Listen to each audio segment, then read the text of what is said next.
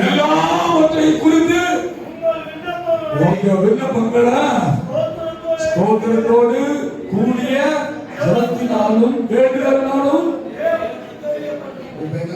கிறிஸ்துவின் சிந்தை வந்துச்சுன்னா என்ன வரும்னா உமக்கு ஸ்தோத்திரம் உமக்கு ஸ்தோத்திரம் உயிருள்ள நாமெல்லாம் உமக்கு ஸ்தோத்திரம் உமக்கு ஸ்தோத்திரம் உமக்கு ஸ்தோத்திரம் உயிருள்ள நாமெல்லாம் உமக்கு ஸ்தோத்திரம் கையெழுத்து உமக்கு ஸ்தோத்திரம் உமக்கு ஸ்தோத்திரம் உயிருள்ள நாமெல்லாம் உமக்கு ஸ்தோத்திரம் திரும்ப கையெழுத்து உமக்கு ஸ்தோத்திரம் உமக்கு ஸ்தோத்திரம் உயிருள்ள நாமெல்லாம் உமக்கு ஸ்தோத்திரம்.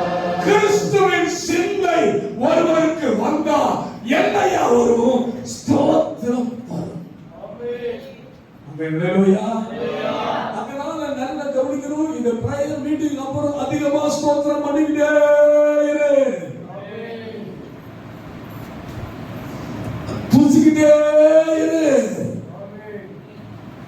ஜெயிச்சுக்கிட்டே இருப்ப. அல்லேலூயா. கிறிஸ்துவின் சிந்தை சுவிசேஷத்துக்கு மாத்திரம் இல்ல, கிறிஸ்துவின் சிந்தை ரொம்ப முக்கிய ஸ்தோத்திரத்துக்கு வந்தது. இரண்டாவது பகுதி கிறிஸ்துவின் சிந்தை என்ன பண்ணது அப்படின்னா 6-7 வாசிக்கும். சீக்கிரம் வாசிக்கவே சீக்கிரம் வாசிக்கும். பிலிப்பியரின் புத்தகம் 6ஆம் அதிகாரம் 7ஆம் வசனம் வாசிப்போம். தேவனுடைய ரூபமா இருந்து இருப்பதை கொள்ளையாடின பொருளா எண்ணாமல் தம்மை தாமே வெறுமையாக்கி அடிமையின் ரூபப்படுத்து மனுஷ சாயலானார். காணப்பட்டு மரண பரியந்தம், அதாவது சிலுவையின் மரண பரியந்தமும் கீழ்ப்படிந்தவராகி எங்களுடைய பக்கத்தில் கையை சொல்லுங்க. நான் உயர்வதற்கு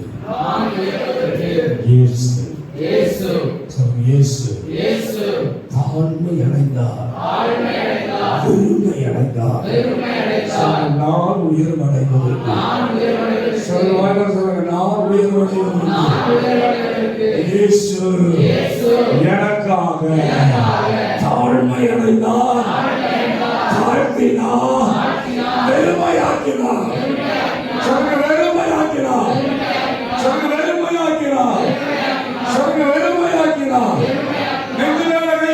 எனக்காக இயேசு வெறுமையாக்கினார். எனக்காக இயேசு வெறுமையாக்கினார்.